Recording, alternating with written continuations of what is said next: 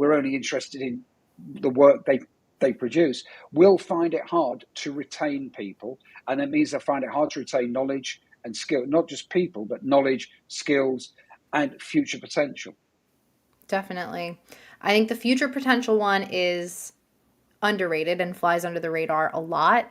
As we wrap up, I think my kind of takeaway from this whole RTO push, and if you are trying to get more people in the office and whatnot, I think the priority should be what is the reason.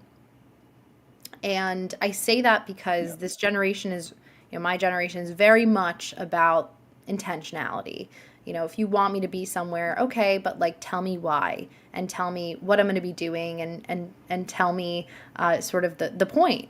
And I think that this next generation, obviously we are valuable.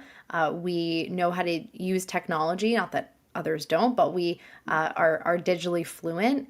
And I think that if you want to keep us, if you want us to be teaching our colleagues how to use this new technology and how to explore it, I think yes, in-person time is great, but make it intentional, make more programming, create more initiatives for mentorship and career development, create more lunch and learns. This is something that I do personally in my business is I go in and I help companies kind of facilitate these types of things and programs. So I would say that is my tip for anyone listening. Mhm. Mervyn, any final thoughts? Yes, about 14, 15 years ago, there was this big, not shift, but this thinking around kind of keeping. I suppose it wasn't even Gen Z then; it was still Gen Y and coming into Gen Z.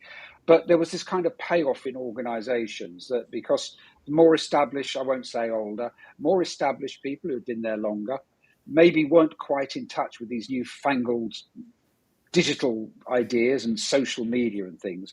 And there was this kind of almost this payoff that I'll show you how to use your computer and I'll explain to you what Twitter is and Yeah. how to use it. And you'll help me because I'm struggling to understand how to put a report together and because I've not done one before. And that was the kind of trade-off. Now I think over the last 15 years, it's probably changed quite a bit because the way companies, organizations are structured have changed and the way they engage their people have changed. I think that the biggest point I would make about this remote kind of working is that the most important part of the remote hybrid asynchronous flexible is flexible because I often quote that say, I mean, in the UK, something like 61% of jobs are location specific.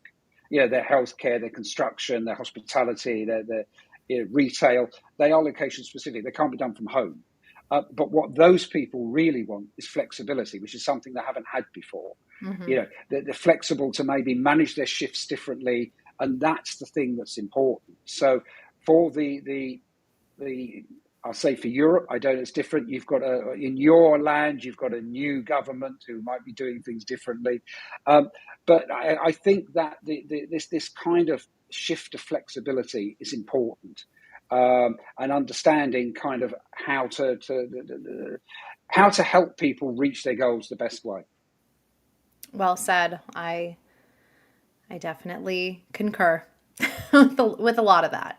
And we will dig into more on the next episode Yes. of X to Z. Thank you so much for tuning in.